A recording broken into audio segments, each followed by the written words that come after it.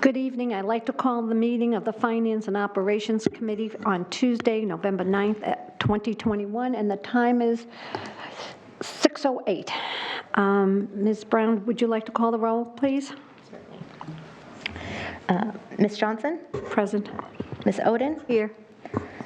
Ms. Brown is here, and we have a quorum. Okay, and also we have Mr. Donovan with us. Good evening, Mr. Donovan.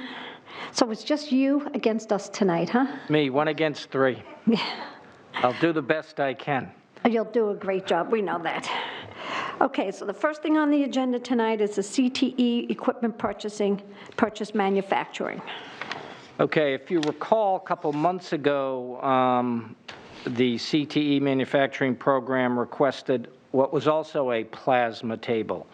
That one used water to do its thing. This is more of a heat-related one, and I guess these are both types of plasma tables used frequently in manufacturing, especially in the, what's the word I'm looking for? Machining side of things. So as we've discussed before with our CTE programs, we try to get the latest and greatest in equipment. We have Perkins funding for that, so that when our students leave the high school, they've actually had training in the equipment that they will use out in the real world. So based upon a review by the outside committee and the manufacturing teacher, John Finicaro, they went out looking for a bid for this heat-based plasma table. They got 3 bids, and they're hoping all 3 bids come with a 2 to 3 year warranty and an educational package. So they would like to move ahead with the lowest price of the 3.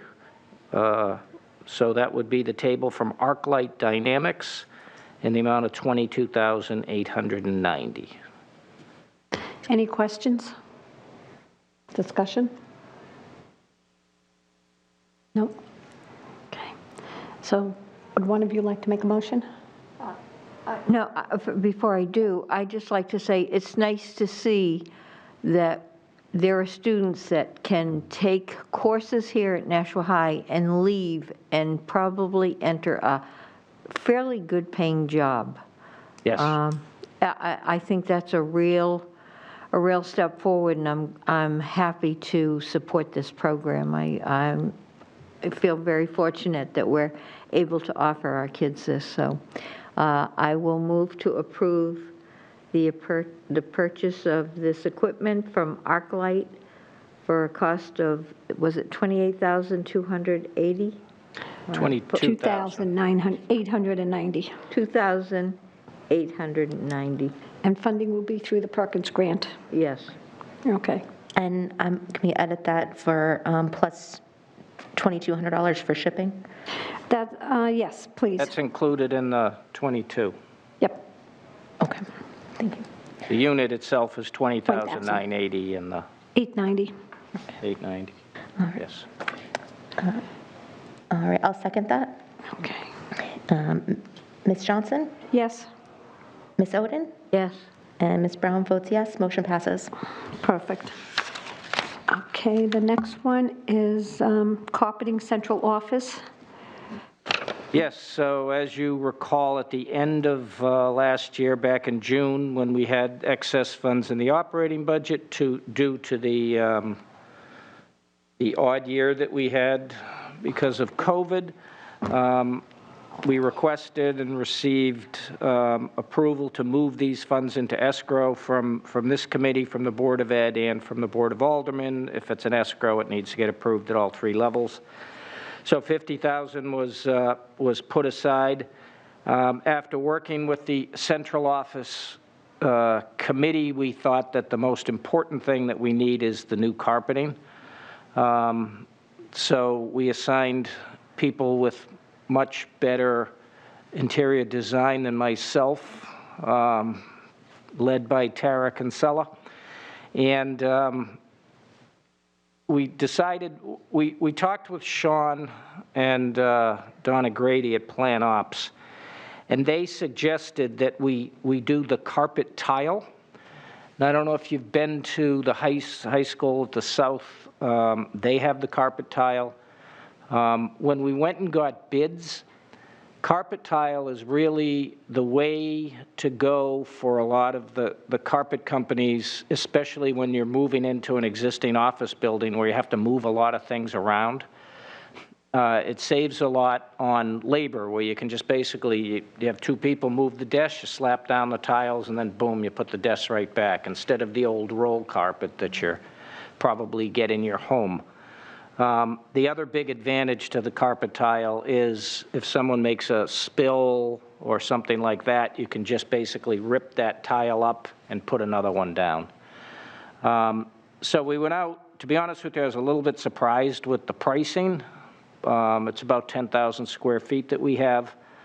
The lowest price on here is for a roll carpet, that's about $34,000. But from the same vendor, which is Universal Decor, which is also Nashua wallpaper, by the way.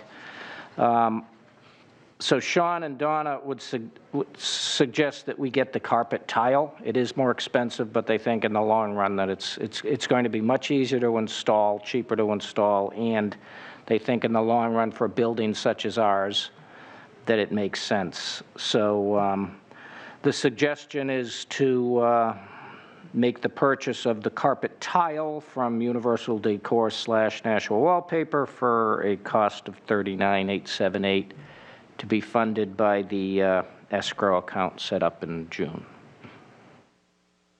Mr. Donovan, there's a difference of $16,005. So what are we doing with the additional money from the $50,000 that was escrowed? We'll be using that for other items. We're going to, we want to improve the front desk area, and we're also trying to, the back room, which is the kitchen, we've had a little bit of an infestation lately of those little guys running around, and so the cabinets, actually some of them, when you put a plate up in the cabinet, it goes right through. A couple of them don't have shelves in them. So we're hoping we can do that. Tara's in charge of that also. She thinks we can get some, and we can use in the Plan Ops labor to put the cabinets up. So we want to do that, and we want to sort of upgrade the front entrance, whether it be with furniture, or maybe fix the actual desk area. Those are the next things after we get the carpet. Okay, just wanted to double check, because I remember we talked about all that. Yes. But this way, anybody's watching, they're going to ask the same question, like, you have $50,000, what's going to happen with the rest of the escrow? And I remember us talking back in June about how much it needed to be an uplift in the front of the office. So when parents, students, teachers, administration, everybody who comes in there gets to see a nice, clean area, that's a welcoming area more than it is. I mean, this is back from when? The 80s they built this building, I think it was? The Yeah, I believe 80s it decor? was. Yeah. With Barad Massey. Right. So it's time to have an updated decor. Okay, any questions or comments from Ms. Oden? I think it's already been painted. Yes. I had to go down and sign papers the other day. Just the paint on the wall, a fresh color, was an improvement. Yes. We went with the standard gray, because that's the in color right now. That is. And the outside was painted too. And Oh, just to give a couple of kudos, the Wow. custodian that's in our building now, Tamer Saad, he did almost all the work. He did all the interior painting himself, Really? and he did most of the outside painting. Wow. Well, thank you. It's like, it just looks so nice. And I'm pleased you went with the tile. I've seen floors with the tile, and there was one place had a spot, and they said, it's no problem, we're just going to take it up and put it down. I think we have it someplace else in the district, don't we have tiles someplace else? We just put them in the South Library, Okay. South High School Okay, Library. I thought so. Have And we- we're putting some in at Fairgrounds also. At the middle Okay. school, there was some there. Have you looked at all about the divider between the two rooms down there? No, that's another possibility we'd Possible. like to. I heard that they're quite expensive, but that's certainly something Okay. that's on the list. Okay, thank you. Ms. Brown? Thank you. So I had two questions. First, does the price of $39,000, does that include installation? Yes, it does. Okay. And this is just out of curiosity. Have we considered like a luxury vinyl or a hard flooring as opposed to carpet? Was it just preference? Sound dampening, was there a reason that we went with that? Just I'm thinking of another surface that would be easily cleaned and have longevity. I think for the sound reasons, the carpet's a lot better. If you had if you keep your door open and you had a harder surface, the sound would reverberate all around. So I think carpet kind of makes sense. Okay, thank you. You know, when you're talking about the tiles, it's not that bad, because like what you said, Ms. Owen, if you spill something, you pick the tile up. If it gets worn out, you pick it up, you put a new tile down, so you don't have to worry about rolling everything out. And the life of it would be, you know, where you can interchange it, move it in and out. As long as you take care of it, that's the important thing. And I want to say we're very lucky to have, what was his name again? I'm sorry. Tamer, sod. Tamer's, we're very lucky to have him in the central office to be able to do all that work, so it's not costing us to outsource it, that we have somebody. So is everybody happy with these? Okay, does anybody want to make a motion? I'll make sure. Brown? I move to approve to the board a recommend to the board the purchase of carpet from Universal Decor for a cost of $39,878, funding to be approved from the escrow account 91.1010.994600,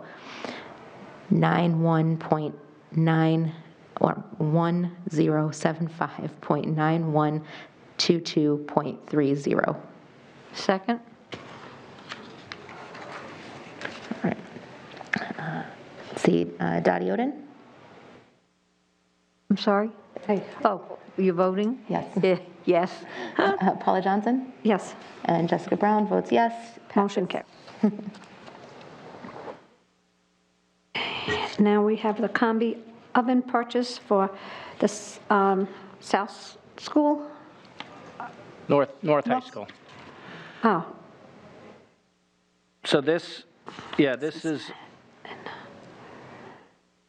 was something that came up rather suddenly, but they have more than one oven, but this is one of the ovens, and they've been having some issues with it. They brought in the vendor, and the vendor basically defined it as unrepairable.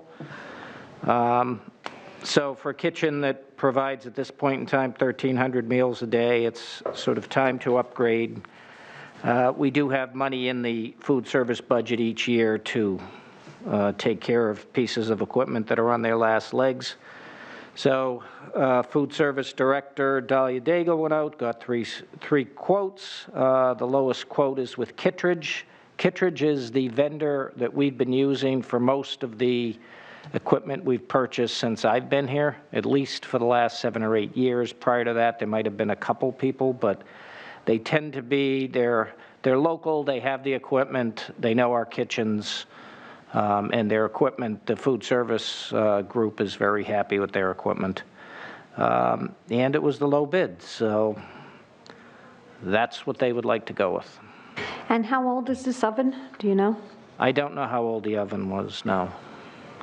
I wonder But if it's this- probably, I mean, it's the North Kitchen, so that school opened in what, 2003 or 4? Oh, that's what I was thinking. It could be Yeah. that old. So I'm sure it's that old. Is it available right away? Is it something we have to order, or? I think It's available soon. I'm not sure it's on the truck, Okay. ready to come, but But it's... no, because so many people are waiting for things that just Yes. aren't like toner. We're in better shape. for Better toner. shape than we were? That's Well, good. yeah, there was some miscommunication on toner. Okay, great. Hopefully now, if we all communicate right, we will have all the toner that we need. Okay, thank you, that's good. We just won't have extra ones on the shelves. Okay. What was I going to ask? So is it working at this time? They're semi- not using it they're just using it for a couple of different things, but not its full use. And we have another oven there that they're using? Yes. Oh, okay. yes. I think there's 3 of them, actually. Okay, perfect. Ms. Brown, do you have any questions, any concerns? Nothing? Okay. So who wants to make a motion?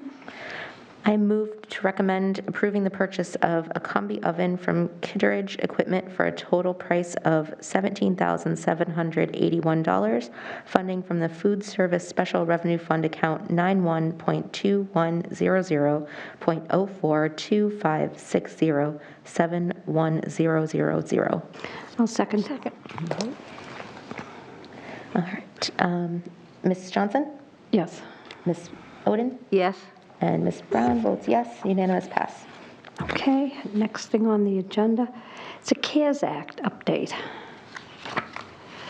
Okay, so this is part 1 of at least what I would say is a 2-part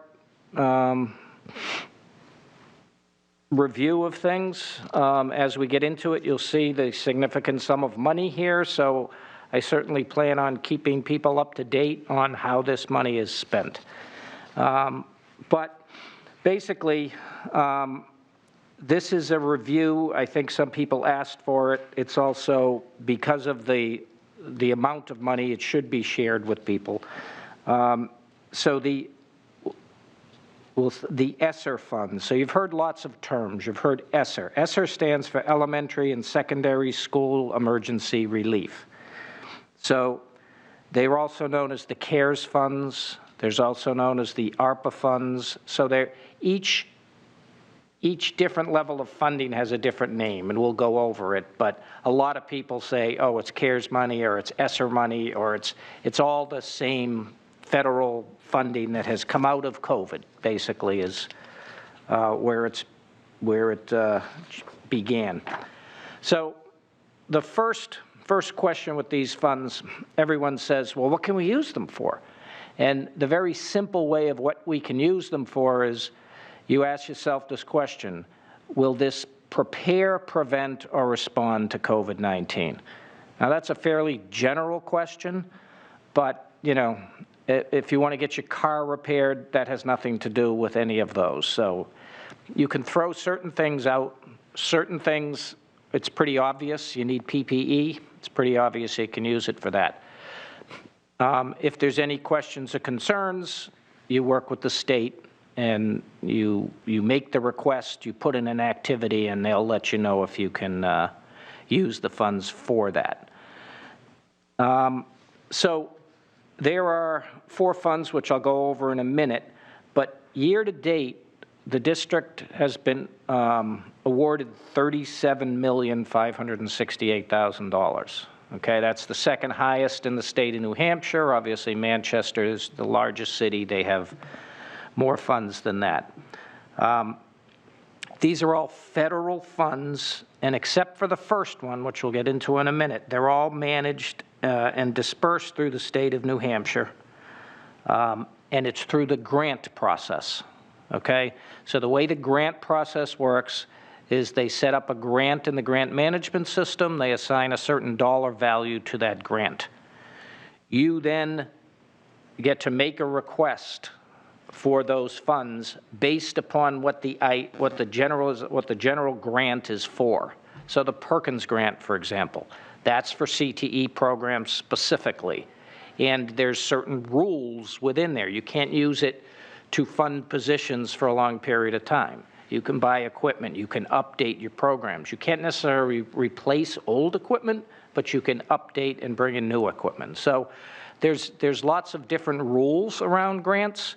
It's not necessarily like easy money to spend. You've got to plan and work and decide, okay, what are we going to spend this on? Most of our grants, though, like the IDEA, which is for special education, that's about $4 million a year. Title I, that's like $4 to $4.5 million a year. They're very specific, used for those specific programs. This is by far the largest amount of money. Not only is it a large sum of money, but it's also has a broader range of use, in a sense, from what we've come to find. Okay, so basically, the ESSER, well, we'll get into the detail in a minute, but the ESSER 1 funds, those are good through September of 2022. The ESSER 2 funds through September of 2023, and the ESSER 3 or ARPA funds until September of 2024. Okay, so basically just a year from now and 2 years and 3 years, these funds need to be used. So when we look at the next sheet, we talk about the summary of the federal funding, each one of the programs. So the first amount that we got, which was not in a grant, they actually send us a check. If you recall, it was back in November and December of 2020. They gave us the money November 1st, and they said you have 2 months to spend it. And you have to have the things purchased and in-house by the end of the year. So it was very odd, something we've never run into before, but it was $2.156 million. That, like I said, there was a check sent. That was called SPSRF, which stands for Supplemental Public School Relief Fund. Okay, so that was the first set of monies we got, and we'll go through detail of what we spent those on in a minute. The second set of funds that came out was the first sort of CARES Act, or ESSER 1, okay? That amount is $3.274 million, okay? Now, on the sheet that I had, that's the total amount available. The amount allocated. Now, what allocated means in the grant is that we've put in an activity and requested the use of the funds. So of the $3.27 million, we've already requested, given them a list of activities and said, this is what we'd like to spend this money on. They have then approved those activities. Year to date, through October, we're sort of a month behind. Actually, we're doing the month, this is probably the billing through September. We've spent and received back $2.5 million. So there's about $700,000 left where we haven't got the money back yet. But there's a planned spending. And most of that, when we get into the detail of that, I'll show you what most of that $728 left to spend is. Most of those funds have been expended. So if you think, okay, September of 2022, are we going to be able to spend all the money? Most of it we've already spent on this grant. The second grant is ESSER 2. That grant is $12.973 million, okay? That one, we have requested and received allocations for $7,525,000, but we haven't really received any money back yet. We just started spending that. We put that request in back about 3 months ago. That grant was held up for a little bit as far as there was a lot of information we had to provide to the state in the grant management system before we could go in and put in activities. And we'll go through that detail in a minute. The third grant, which is ESSER 3 or ARPA, which is the American, Recovery Act, that is, we've been granted already $19 million, okay? We haven't even put a plan in place to spend those funds yet. And we're expecting, and I think it just came in the other day, that grant to increase by another $10 million. So that grant is going to be $29 million. So as I said, significant amount of money. So the total of all those funds being allocated to the school district in Nashua is $47.5 million, of which we've allocated thus far, allocated now, not spent, but allocated about 13 million of that. We've received back about 4.7 million. So there's still lots of spending and plans and things that are going to be taking place. So if we, of the funds, the 12.9 million that we've allocated to date, I sort of summarized it by general activities. So thus far, costs to address learning loss. One of the main things these funds were given to school districts was to address the learning loss caused by COVID, remote learning, et cetera, et cetera. So we've requested there about $5.8 million. Mental health services. That's an area that there'll probably be more requests, but at this point we've requested about $626,000. Family engagement, which we'll get into what details of what that is, but there's about $802,000 there. Infrastructure used in think of IT infrastructure as well as building infrastructure. That's 4.9 million, close to 5 million. Then specific construction, there's a specific construction and project. In that CARES 1, remember I said there's about 720,000 we hadn't spent yet? 512 of that is this one construction project. That is for the rear wings of 3 of our schools. We did new HVAC systems at Fairgrounds, Ledge, and Charlotte Ave. When we did those projects, we did not put the dehumidification in the back wings. Why, I'm not 100% sure, other than maybe the bond had only so much money.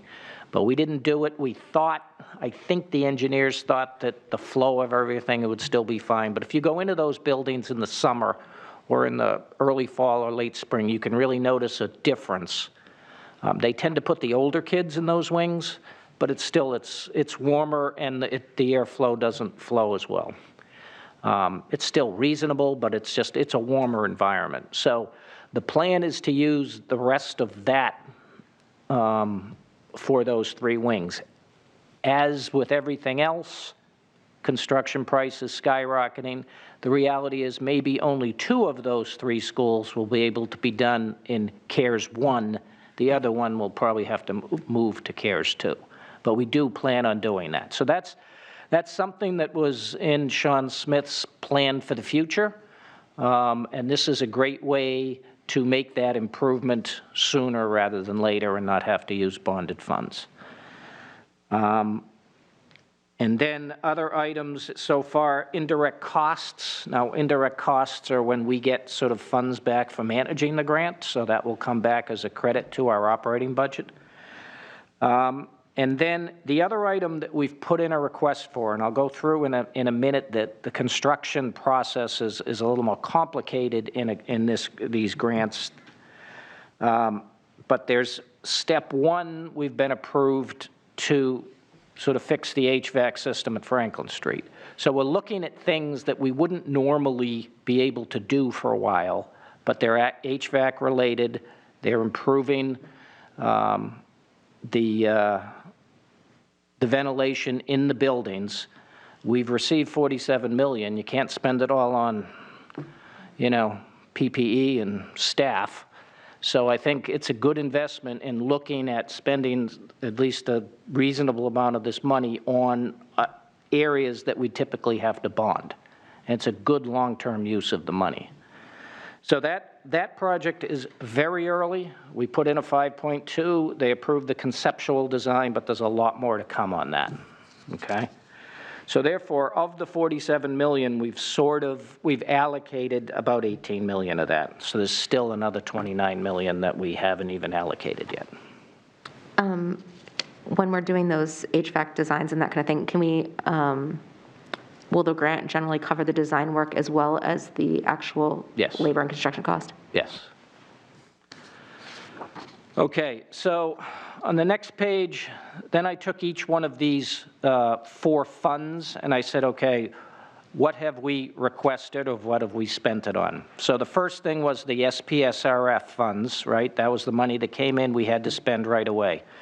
So just taking a look at the area, almost all of that, of the 2.156 that we received, 1.733 was for the IT infrastructure. That's where we purchased laptops for all of our teachers and a few other staff. That's where we purchased over 1,000 laptops. That was the biggest cost. That was about $950,000. We also upgraded the networks at the high schools and at 6 of the elementary schools.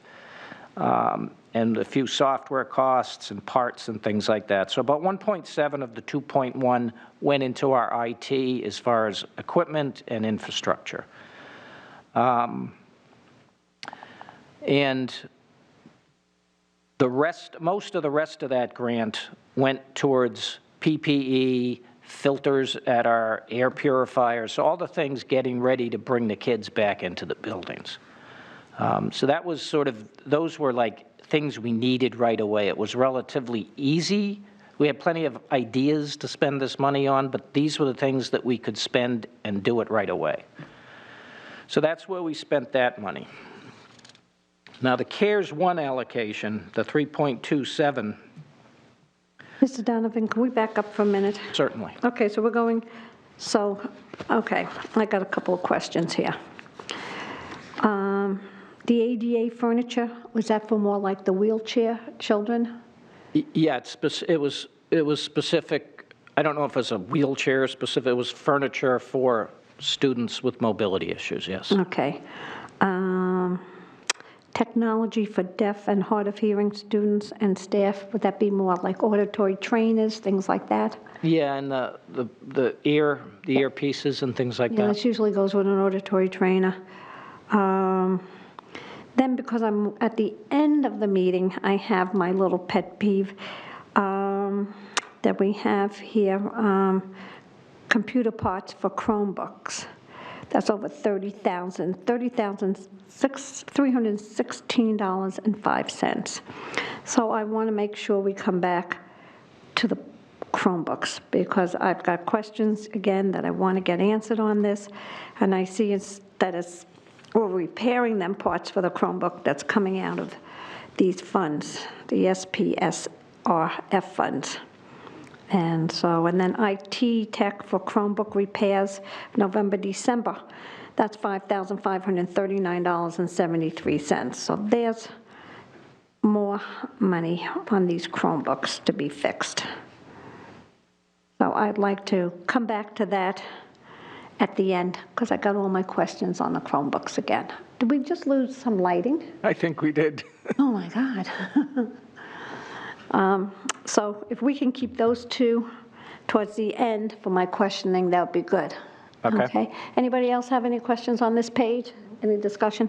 Okay, thank you, and go on. Okay, so for CARES 1, of the 3.274 million, 451,000 was spent on various learning loss type items. Actually, I did make an error. There it goes. I listed 451, 100,000 of that. I listed under learning loss. It should be under infrastructure. Those are the licenses for the Chromebooks. When you buy a Chromebook, you have to buy a license for it. The license costs about $22, I think. So I put that in the wrong column. So it's really about 350,000 that's gone to learning loss, and most of that was related to special education. One of the things that we had a difficult time, we're still having a difficult time with, is getting enough providers to provide all the services that our special education students have in their IEPs. We can't find enough staff. We're forced to go out and get outside people to help us. A lot of those people say, fine, I'll help you, but I'm coming in as a contractor. I'm not going to come in. I don't want to work full-time. I want to work part-time. And I think, they can make more money doing that way. They don't get benefits and things, but they have a lot more flexibility. So a bunch of that learning loss that's in there is either there was some summer programming, which was mostly the special education group, and it was mostly special education type costs. And then the infrastructure, once again, it was mostly IT infrastructure. 1.5 million of it went to buy the 6,690 Chromebooks listed there. The other 100,000 for that is the licenses that go with that. And then there were a few other things, some software items. You'll also notice in that column what I talked about before, the rear wing of the schools, 512,000. So that's listed in that infrastructure area. That's yet to be spent, but that's where that is. And then, you know, there's a lot of the PPE, wipes, gloves, all that sort of stuff. There was 383,000 of that. Now, those things, we have plenty now, and they're a lot cheaper than they used to be, and they're much more readily available. So we still can use these funds for that, assuming we continue to need them. But I think at this point, we probably have enough of that for a while. So that's where we spent, so that like that one, it's fully allocated, spent and received back the funds, all but 728,000, of which 512 of that 728 relate to the construction piece. So we're expecting probably over the next 2 to 3 months, everything but the construction should probably be spent down in this fund. So are we still using partitions between the desks, do you know? I don't believe we are. And all those partitions we have, what are we going to do with them? I don't know. I don't know, maybe there's some businesses that might need it, we can sell them and make, Well, they were mostly smaller partitions. It's not the kind of thing you'd want at a business. you could paste them together. You know, okay, so right now they're kind of in storage, the partitions? I guess I'm not 100%. They're not sort of permanent. They're partitions that you would Right. place. Yeah, I would guess they're in storage somewhere. Maybe some schools are using them, but I don't think many are. Okay, I'm just kind of curious, I mean, because we spent all this money at the beginning, then our students didn't come back after we kind of had that, and then they came back for a short period of time, and now we're not using it, and, you know, it doesn't matter, still federal dollars that's been collected by taxpayers, you know. Some people would think that, say, you know, it's not from us. Yes, it is. Not from the city, but I'm just kind of curious, because I know people ask me about these partitions. Are we using them anymore? And I go, I don't know. We haven't been in the schools, you know. So it would be nice if, I guess, we could make appointments to go into the schools and kind of see what's happening, because this way when our parents ask us, constituents ask us, what does it look like in the schools? You know, we're kind of saying, well, no, we haven't been in there. So that's why I guess I ask all these questions, because we haven't seen anything with our own eyes. So, okay, perfect. Thank you. Okay. All right. Now CARES 2 or ESSER 2. Much bigger grant, $12.9 million. Like I said, we've allocated 7.5, though there haven't been much money changing hands just yet. Now, if you look at what I put together, it says under category, it'll either be equipment or staffing or software, or contract means contracted services. So I sort of broke it out in 2 different ways, so if we want to sort information later, it'll be easier to use. But most of the 7.5 million we've put aside so far, I'd sort of define as learning loss, 5.2 million of that. Now, included in that, if you take a look at some of the larger items, they're staffing items, okay? So we put in there 15 more ELL teachers. That's what's in there. The reality is, I'm not sure we've hired more than one of them, because they're hard to find. We also have in there ELL coaches. I don't know if we've hired more than 1 or 2 of those, because they're hard to find. So when we first put this together, we put in a request for a number of staffing. I've made sure to tell people, remember, this is temporary money. So if you're going to use staffing, it's going to be temporary staffing, or it would have to be moved into the operating budget at a future point. But if you're going to hire 40 people using CARES money, and then CARES money is gone in 3 years, you're not going to be able to add 40 people to your operating budget in a year. So keep that in mind. That doesn't stop the requests from coming, but I'm just trying to be realistic with them. The other thing you may notice, some of these numbers look quite high for some of the staffing. When we put the staffing in, we took an estimate at, we didn't have salaries for all these people because we didn't know what the person that was actually coming in, the experience, et cetera. So we picked a number, and then we assumed the most expensive benefits. So we assumed everyone would come in with a family plan, everyone would take all the various things. So these numbers are high. The actual cost is not going to be this high for a lot of these. And if we can't even find some of the people, then there will be, this money can be reused elsewhere. Okay? The one thing about most of the staffing that are in here, most of the staffing positions are for a period of a year. The grant has like 2 years, so they might, if we're going to end up hiring, let's say, half these people, we'd probably hire half of them for 2 years instead of all of them for 1 year.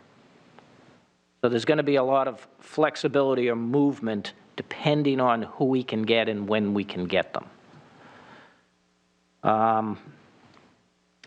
So that's and there's all kinds of different learning loss. If you have any questions on those, we could go over them later, or you can send me emails. We also put about $626,000 into the mental health. Most of that is a contract with MPA. They're bringing in school-based counselors to work with our students. They weren't even able to bring in as many people as they wanted because they couldn't find enough people. Now, I think there was initially going to be 5 or 6 people. I think they've got 3 or 4 in, and they're hoping to staff up fully. But that $500,000 will not all be spent this year because they're not going to have enough staff for the year. Family engagement, we have about $802,000. Most of that spending, if you look, it says what we did was we have ELL family liaisons. Some of them are partially funded by Title I. Some of them were partially funded by Title III. They were working maybe 15 hours or 20 hours a week. With this funding, we were able to put them up to 35 hours a week. And with that, for some of them can come some of the benefits. So that's what that $700,000 is. That's probably an inflated number. It's not going to quite cost that much. That was sort of an estimate. But that's one thing that not only with the DOJ issue, we're bringing more people in. That was a group of students that were probably more affected by COVID than others. So we're putting funds in to sort of bring those students and families back into the schools, and that group of people does a great job. And then infrastructure. At this point, what most of that is mostly it's more staffing in the IT department. Okay, so a couple of those positions are filled. They're able to get people. So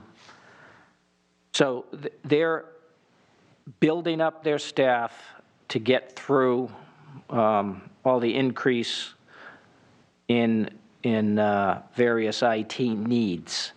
But like I said, it's another 5 or 6 positions. We have 15. We suddenly now have 21 or 22, or will in a couple more months. Oh, how are we going to deal with that going forward? That's another question, but those were put in the grant and they were approved. Because as you saw, 6,690 Chromebooks, 1,200 200 laptops, all those things that were purchased do need to be managed and taken care of. So that's the CARES 2. And then CARES 3, as I said, is we have, how much do we have so far? The 19 million with the other 10 million coming. We haven't spent any of that or allocated any of that. So two other quick things. The construction project process. If you're going to use, the federal government put a lot of rules and regulations around spending these funds on construction. The process, you have to first put in a conceptual design. So you basically just, this is what we're going to do. We're going to improve the HVAC system at Franklin Street School. You put in a few details that Sean Smith would write up. You send it to the state says, okay, that looks like it'll be okay. They give you approval on that. Then you go out and you follow a process, you hire your architect or construction manager, of the case may be both, and you go through the process to get various required documentation together, not only the plans, you have to make sure it meets certain energy conservation, you have to pay Davis-Bacon wages, which are the union level wages for all the contractors and the workers. They have to follow various safety ADA rules, all the various federal things that you have to do when you do a federal construction project. You have to follow on these. It's a little easier for us because we're in southern New Hampshire, but if you think of this, you want to do an HVAC project up in northern New Hampshire, they don't pay Davis-Bacon wages. They don't have, it's a different world up there. So they're struggling this more than we will be. We're assuming that when we actually get started on this work, that the wages paid by the contractors will reach that level, that base pay level. And then there's historic district views, things like that. So all that needs to be put together. That's sent up, and then you get your true final approval. So on the rear wing project that I talked about before, we do have an architect who did the work on the first 3 buildings anyway. We brought that architect back. They're doing the plans right now. So when they're done, we hope to be able to get that work done in the summer of 2022. So we'll be able to spend those funds and then move on. So going forward, these funds, as we put the budget together for this year, you got to keep in mind, we got this funding, we've got operation budget funding, so it'll be an interesting budget season putting all this together. So as we do that and as we start working on the budget, after we've done with that, I'll come back to this committee and the full board if need be to sort of explain, okay, what we're doing with the rest of this money. So this was just to let you know, this is what we've done with the significant sums of money we received so far, but there's a lot more money that hasn't been spent yet, and then what will be the plans going forward. The interesting thing from my point of view is everyone has an idea on how to spend the money, and it all comes flushing in, and then they're like, well, can it do this? Can I get this? Can I do that? It's like, I have to put it in the grant system. When are you going to do that? And it's not like we can just put things in the grant system every day. If you put something in and send it up to the state gets it, and it could take them 2 to 3 weeks sometimes before they review it and send it back. So if I have 2 activities, I put in a grant, it goes up, I don't get the grant back for 3 weeks. So all the other great ideas have to just sit on a list. So my desk has a pile this big of ideas. So, but I want it to be coordinated spending. It's not just who raises their hand the highest gets the money. What do we want to spend it on? What's the best use of these funds? What's going to help the district in the long run, as well as the immediate needs? There are percentages of each of these funds that need to be spent on the students and the learning loss. Thus far, I think we've been fine with those, but with ESSER 3, that's $29 million, so a certain percent will have to be spent on that. I've got a couple of questions here. I want to go back a little bit. The attendance officer, so we have one already, right? Yep. And is this to hire another one, or is this just to, This would be another one for the next 2 years, because there's been a need for that at the middle and high school level. okay. Actually, I believe that position's just been hired recently.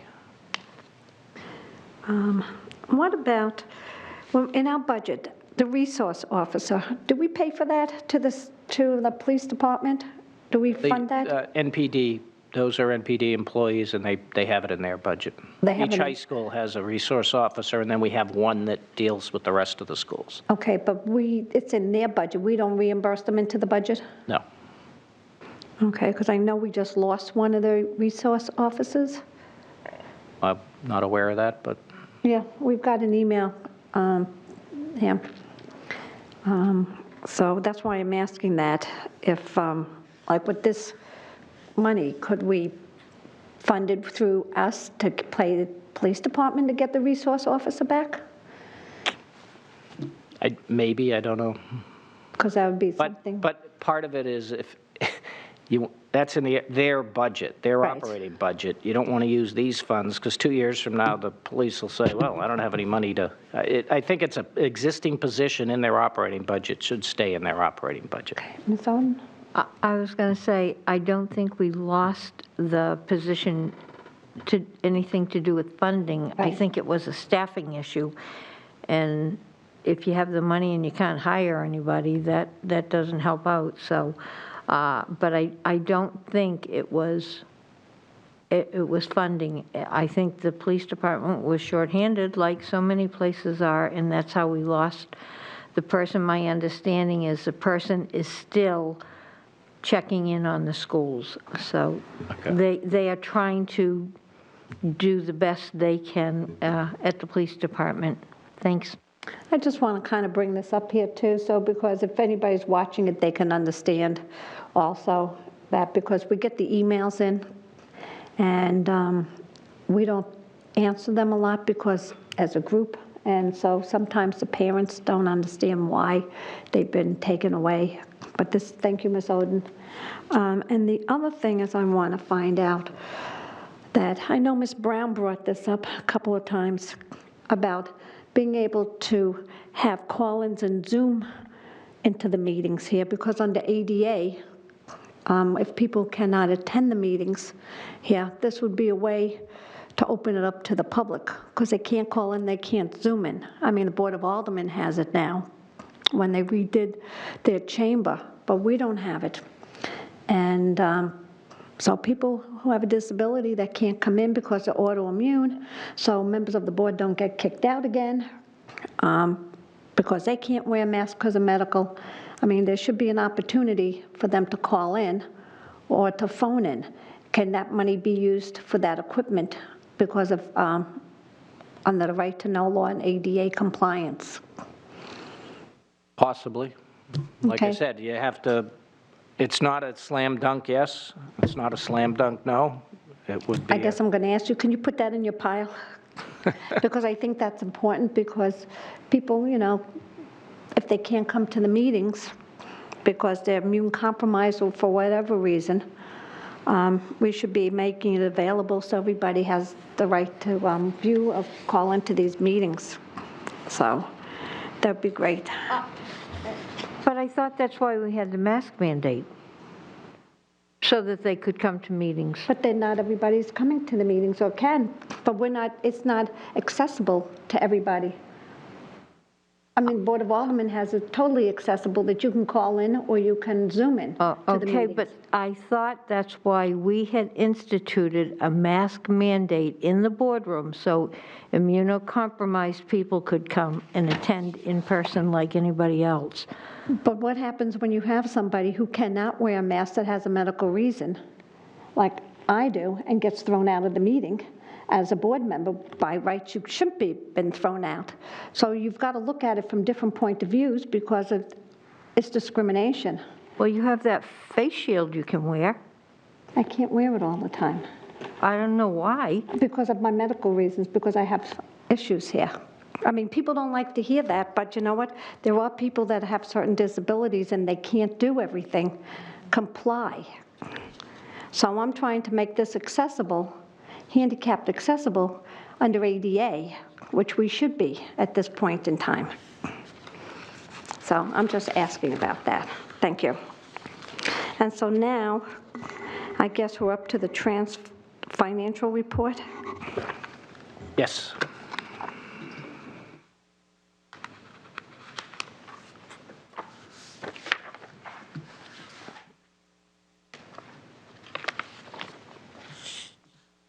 Okay, so the October financial report, we'll look at the month-by-month one quickly. Since we're 4 months in, but only sort of 2 school months. Wages last month were slightly higher than they were this month, because last month we had 5 weekly with 2 biweekly. This time we had 2 biweekly with just 4 weekly. The overtime number went down to sort of where it's been running, close to 30,000. Last month there was a lot of it, and a lot of that was related to the opening of schools and especially all the extra work we had to do to get Franklin Street open. You can see the wages per diem with the sub number. It's gone up a bit. Hopefully we've got a few more subs in, but that's still an area we're certainly struggling with. Retirement and separation pay, I'm working on my list to make sure that all the teachers that actually retired that we expected to get those funds, because as you can see, we've already incurred $902,000 against a $800,000 budget. So that line item is overspent, but I got to work on that list. I'm not sure I ended up with the final list because of the change in HR where Dana left and Diane came in, so I don't know if I got the final list, but I'll track something down. And then at the bottom there, 51995, that's the negative amount that's in there. That's the amount we're getting back from the city for the para contract. When we put in reserves, they take it off, and then they give it back when the contract's approved. Fringe benefits, like I said, mostly city allocations. Professional and technical services, nothing too odd there. We have the legal services, which is basically attorneys Clausen and Bennett. We do have a few special ed legal issues going on, so they're working on those. Flip to page 2 and take a look, the first 3, electricity, heating, gas, and water. We're basically running even on the water from where we were last year, and we're less on the electricity, which we'd expect because we paid off all those Smart Start light things, so we're expecting that number to go down. Last year it was in October it was 185,000, now it's 150,000 this month. But it's hard just to do month to month because the bills sometimes get entered one month or another, but all in all, okay. Telephone voice, now that Mrs. Oden is on her last couple months, we finally have the person coming in starting the first week in December. So I will send you emails as we move ahead, even though when you're not on the board, to let you know. I know that was one of your pet projects. So we'll be working on that. Transportation services, down at the bottom of the page in the beginning of the next, you'll see there's not much in there. the invoices will be entered in November. So you're going to see the kind of a month behind on getting those invoices in. Tuition out of district, haven't really had our first meeting yet, but we'll probably be, because the person that was doing that work left. So they have a new hire coming in, so we'll sit down and go through that list and sort of see where we're gonna run. Last year was interesting that the actual cost went down for the first time in many years because we had fewer students. A lot of our students, well, not a lot, but some of our students graduated. Either they turned 18 and graduated, or they turned 21, where the services are no longer required by the district. And we didn't get lots of new students being sent out of district just because the kids weren't in the schools. And we were also, I don't know if it's just luck or happenstance, that we didn't get a lot of students moving into the district with existing out-of-district placements. So was that a one-year blip? Who knows? We'll see. Supplies and materials we're fine with. Really don't have much more to say on these things. Come to the end, we're at 26% spent so far.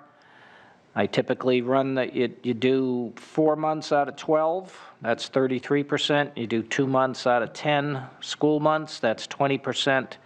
That percent used should always be somewhere between there, so 20 and 33, it's 26, it's almost right in the middle. So all in all, okay. I mean, I've been looking at these for a long time now, so at this point, I think we're doing fine.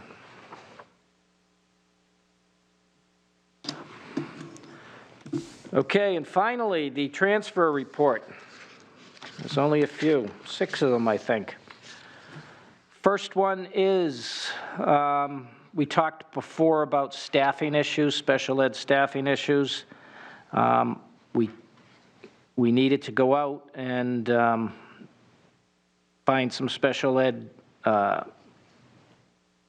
I don't remember exactly what the position was, but it was a special ed service. We couldn't find the person, so we had to get contracted services to do it. So we took the $77,000 that was in that person's labor account and we put it into contracted service. Nashua Technology South for $6,000. That's just moving it from, it's in the same program, they're just moving it from supplies to contracted services to pay for the health sciences program. High School North, they're just moving items, some funds from Ed Supplies, which is where most people put their extra money that they don't know exactly where they're going to spend when they first budget, and they're moving it in to purchase some staff chairs. So they've been buying lots of chairs, but think about it, where the school's 18, 19 years old. Bicentennial Elementary is, this was simply, that program was going to move to Franklin Street, but since we didn't get both floors done in time, it didn't move, so they're just putting the funds back into the preschool. Technology Center South is just moving stuff from supply accounts to, they're moving it from specific programs to the more general program. And Nashua Athletics, the pool rental cost at the Boys and Girls Club is higher than Lisa had budgeted. So she took money out of the transportation account that she did not use in the fall to cover that increase in the pool rental. So not a lot. This is the time of year when you're going to have fewer transfers. You have them at the beginning of the year, and you'll have most of them towards the end of the year. Any questions on either one of the reports, the transfer report or the financial report? No? No. Ms. Elton? I just have a comment. Maybe we're not seeing as many people move in because there aren't many apartments to rent, and you know, it's just a house. It could be a housing issue. for a lot of these families, especially if they have a special needs child, if they're in a place and they're getting services, and it's hard to leave that because renting is just so hard at this point here in Nashua. So Yeah. maybe that's why, but it's helped us out. Yeah, from that point of view, yeah. You can't rent, you can't buy. A house goes on the market and it's sold within 3 days usually, and the price is over ask. So Definitely. that makes it tough too. And this time of year, kind of the holidays are coming too. People usually, except when we were remoting, people didn't care when they moved because they were remote. But now they usually want to get their children into school before school starts. So do you want a motion on both of these to accept them? You probably should accept the transfer. I don't think you need to accept the financial report, though. Okay. I'll move to accept the FY22 October transfer report. Second? All right, on the motion to approve the transfer report, Dottie Oden? Yes. Paula Johnson? Yes. Jessica Brown votes yes. Motion passes. Okay. One last thing before we adjourn. I just want to go back to the Chromebooks. Because I asked this back on October 6th. And how many of the Chromebooks were returned? How many weren't returned? How many were damaged? Okay, that information is going to be shared with the board at next week's curriculum. There is an agenda item, not specific to that question, but that information should be available for you. They're thinking of piloting at the high schools a one-to-one. And so that information, there'll be some information on Chromebooks, insurance, et cetera. And so we were thinking of either having that here or in curriculum, but when it started getting into, well, does one-to-one make sense and all that, so I said, let's have the educators involved in that discussion. So there should be one or two of the high school principals there. Greg Rodriguez will be there, and Miss Sarfty, and so that's next week, I believe, curriculum. Okay, so you gave me a head up, so I should be a curriculum with all my questions and my papers from the Yes. last time. Yes. Okay, anything else to discuss tonight? Okay, do I hear a motion to adjourn? Motion to adjourn? I'll second. All right. All in favor? Aye. Aye. And we are adjourned at 7:14. Thank you.